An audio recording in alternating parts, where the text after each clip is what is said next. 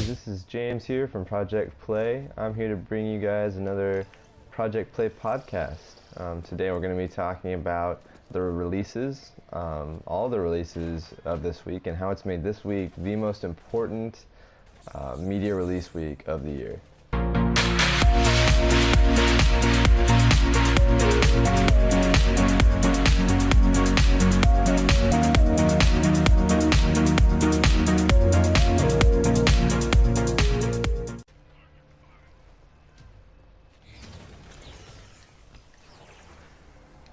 Alright guys, so we've had a lot of release dates out this week, and I'm going to go through them and kind of tell you the ones that stand out to me, even if I'm not available to get them because of them being on a different console, which you'll see why I said that in a minute. So one of the releases for today is Alien Isolation. Now, I'm kind of mixed on this, and I wasn't planning on getting it. I can definitely see myself getting it in the future. The reason why is because I've seen a lot of reviews, some saying, oh, it's amazing, 9 out of 10. Some even gave it like a 9.8 out of 10, I think. I don't remember who. So don't quote me on that until I figure out who it was. But and then others, I think IGN was the one that gave them like a, don't quote me on this either, I think it was like around a 6 out of 10 or 5 out of 10. Like they just said it was okay. I think it's probably a 6 out of 10. But places like them, they gave them a lower score. So it kind of like, it makes it iffy whether or not I want to get it with that kind of mixed reviews. I mean, it looks like it's got good potential, but then again, it is a survival horror game, which means there's going to be a lot of walking around in the silence. Hopefully with a lot of good scares though, and it should just be a really good game, kind of relatable to, I hate using this comparison because, I mean, I just use it because everybody knows the game, Slender Man, that kind of, just walking around, it's silent, and that silence makes it all the more scary when something jumps out and gets you.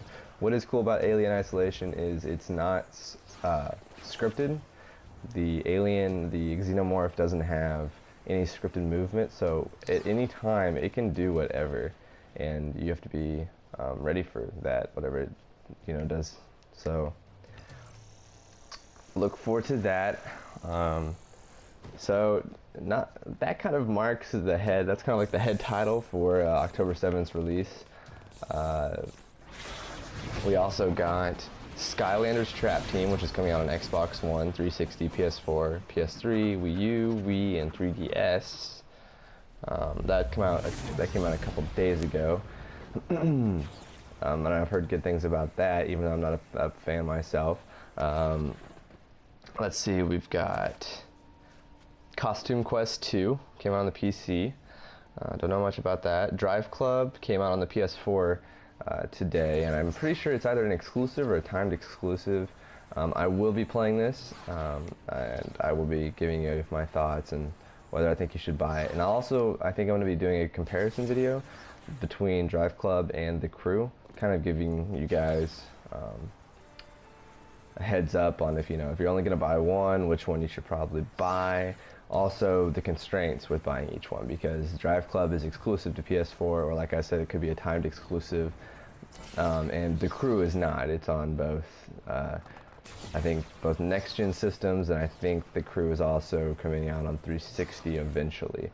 But with that said, also, The Crew got pushed back to a December release instead of November, but I did hear they're having a second beta. Hopefully, if you guys saw my review on the Crew beta, I'll put the link right here. Just check it out if you want. I basically just went through some things that I thought they should probably look into fixing that I think takes away from the game and what people will not want to see while they're playing it. And so basically just check that out if you want. And so I'm hoping this second beta that they're talking about having is going to have fixed those issues, and they're going to be making sure everybody's okay with it. But I mean, people are always surprised when they push back games, and I mean, yes, if you're really looking forward to it and it gets pushed back, I understand, but they're usually doing it because something's not right and they don't think you'll like it. So, I mean, I would rather the game come out later and have everything I expected, or, you know, nothing flawed, rather than it coming out sooner and there being a whole bunch of problems with it that I didn't want, that actually made me look down at the game. So, I mean, I'm fine with it, but I understand people who aren't. There'll always be those, you know, those two kinds of people. Let's see. Minecraft on PS4, the retail edition came out today, so you can go pick that up at your stores on disc. And MX vs ATV Supercross came out on 360, PS3, and PC today. I'm a big fan of those games. I wish they would have came out on the next-gen titles, but I feel like they were in development on this one before next-gen was even rumored, so I understand why this one's not. NBA 2K15, this is huge. It came out today. Xbox One, Xbox 360, PS4, PS3, PC. Huge game. I can't wait for the advertisements to show up all over my PS4 on this game. That was sarcasm. Project Spark. Now this is the game that I said I was excited for. They first announced it, I think, as an exclusive for Xbox One. Turns out it's a timed exclusive. I don't know, it's not even a timed exclusive. They're coming out with it on the PC too. This is a really fun game, and this is one of the few times that I will envy Xbox owners. Project Spark looks really fun. You kind of can go in your own world and make kind of your own little game for other people to play. It's just like an open world for creativity, which looks really fun to me. I always enjoy games like that where it like opens it up to the player, and then you can create this own world for others to experience as well. So look out for that. That looks like a really good title. Hopefully, I wonder if Ryan's getting it. Ryan might have a review. I don't know if he's getting it though. Let's see. Styx Master of Shadows on Xbox One, PS4, and PC. I have no idea what that is, but that came out today. So if you know what that is, hooray! Not gonna. What? Final Fantasy 13 came out on PC today. No, not today. Sorry, it's coming out Thursday. So look out for that if you're a Final Fantasy 13 fan. I really liked Final Fantasy 13, but I think the sequel to that one was kind of a downer. But that's just my opinion. But I am excited for Final Fantasy 15, and I haven't played 14. I haven't seen much of the story on it. I've just seen kind of online gameplay on PS4, so that's probably why I haven't bought that one yet, but it does look cool. I mean, 15 does, and 13, make sure to grab 13 if you're a PC gamer on Thursday. Let's see, Rise came out on PC, or no, sorry about this, it's coming out on October 10th. I'm too into this game I'm playing right now, which is, if you haven't noticed, it's Infamous First Light, which is the kind of additional story they added to Second Son. Which are great games. If you haven't played them, check them out. It's really fun. So yeah, I think that's the wrap up of the games that came out today. I know that Dust and Elysian Tale, which was on last gen consoles already, releases on PS4 today. So I'll be looking for that. PS4 hasn't updated the store yet, so I'm not able to grab either Driveclub. I'm not able to grab the PSN games that they're having for free. Let's see. So last Friday, a movie came out, and I'm looking forward to it so much. I'm gonna go see it this weekend. Might have my thoughts on it for you guys if you're interested. And it's directed by David Fincher. You probably know what it is. It's called Gone Girl. Now, I'm a huge fan of David Fincher. He always makes something that's never been seen before. So he gives like this new experience to a story, and it's great. Even if the story doesn't sound like, if you just pitch the idea, I don't think it would sound that great. Like, if you think about it, if you've ever seen The Social Network, which is another one of his movies, kids creating Facebook. That doesn't sound fascinating to me, but that movie that he made, it was awesome. I mean, all the actors did good. He always seems to pull it off, and he did Fight Club, which is another one of my all-time favorites, and I think we would agree it's one of our all-time favorites at Project Play. But and also he did Seven, stuff like that. He does these gritty, interesting stories that are pretty cool. So I'll definitely be wanting to go see that. I am, however, Annabelle came out, and I was kind of, I don't want to see it because I don't want to be let down.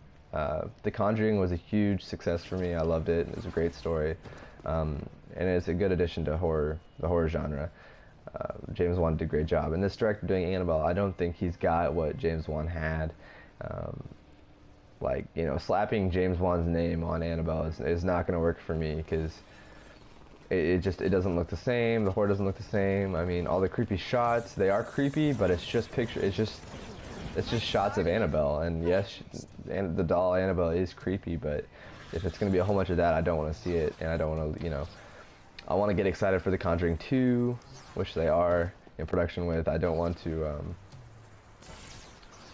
I don't want to, lower my expectations for that movie, so I'm probably not going to see Annabelle.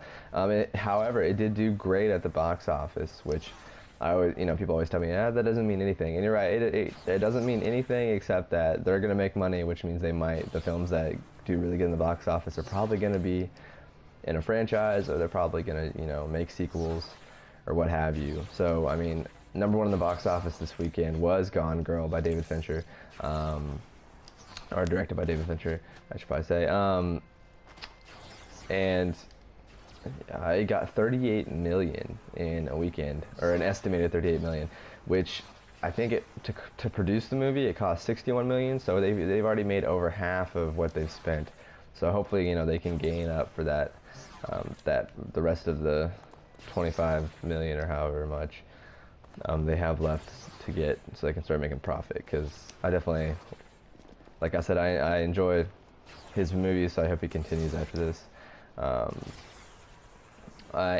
anyway, so David Fincher, Gone Girl, 38 million, number one in the box office. Now, following that was Annabelle, and it was at 37 million and I think 200,000. So 800,000 less than Gone Girl. That's really close for a box office weekend. So people must have been so excited for this. I mean, it's also a PG-13 title, which is, different from The Conjuring, which is rated R. And the PG-13 title means teenagers can go see it, so, groups of friends get together, they want to go watch it. So it's an easier way to rack up money, I think. So anyway, those did really good, so I'll be looking into more reviews of Annabelle before I decide to go see it. And I will be going to see Gone Girl eventually. Also, next upcoming Friday, we've got John Wick coming out, which I think we are going to go see. I'm pretty excited for it. It looks like a really good action movie. It's good to see Keanu Reeves back on the spotlight. And I think I want to say Fury comes out this weekend, or I might be wrong. It might be already out. But Fury looks really good too. That's the one with Shia LaBeouf, Brad Pitt, John Bernthal, Michael Pena. I think I pronounced his name right. Really good World War II tank war movie. It looks pretty good and pretty intense. Also, on the TV side of things, which make this week even better, this week we had Monday night. We had Gotham. I didn't watch it, but I heard it was really good, better than the second episode. Which, if you heard my last podcast, you probably knew that I kind of was somewhat disappointed with their take. But let's see. Monday. So Monday was Gotham. Tonight, Sons of Anarchy is on, which I'm a huge supporter of. It's a really good show, and it looks like tonight's episode is going to be pretty intense. So I'm going to be looking forward to that. As well as, I think tonight the premiere showing of Flash is on. the first episode, which so I'll be looking into that. I was never a huge fan of Flash, but doesn't mean I can't start now. DC usually does good, even though I'm kind of iffy and worried about the Flash show, though, from the trailer I've seen. But anyway, that's for tonight, Tuesday. I know that. Let's see. Actually, I think the next thing is Sunday, which, if you guys don't know, Sunday is a very important day, which would be the October the 12th, and that is because it is the premiere of Season 5 of The Walking Dead. I'm a huge fan. I'm probably one of the biggest fans of The Walking Dead.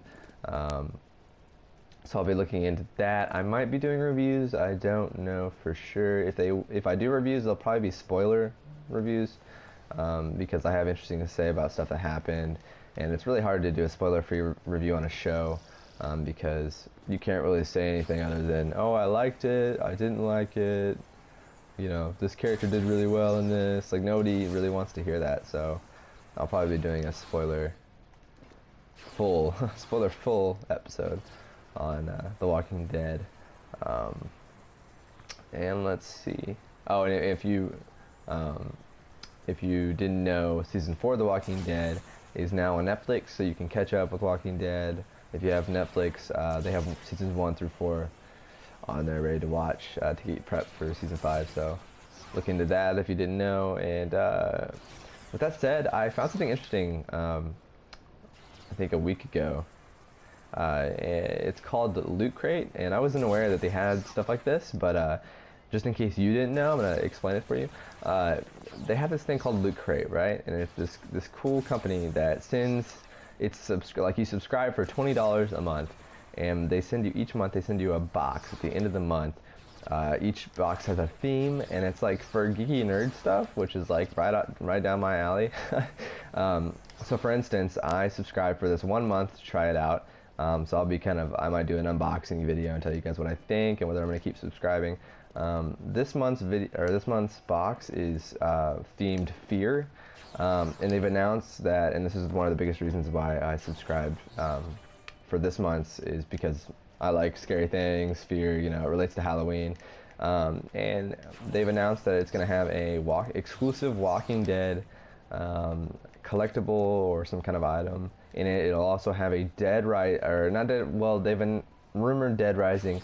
They do have an announced Capcom item, which is probably going to be Dead Rising, and it's an item that we've never seen before, so they made it just for this,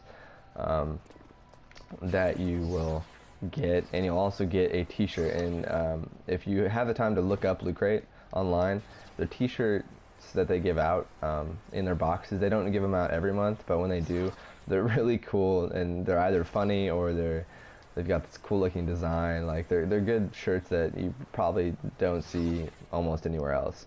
So I encourage you guys to look into it, see what you think, and I will be doing, like I said, an unboxing video. So if you want to see more about it, I'll have that out for you guys, seeing everything I got.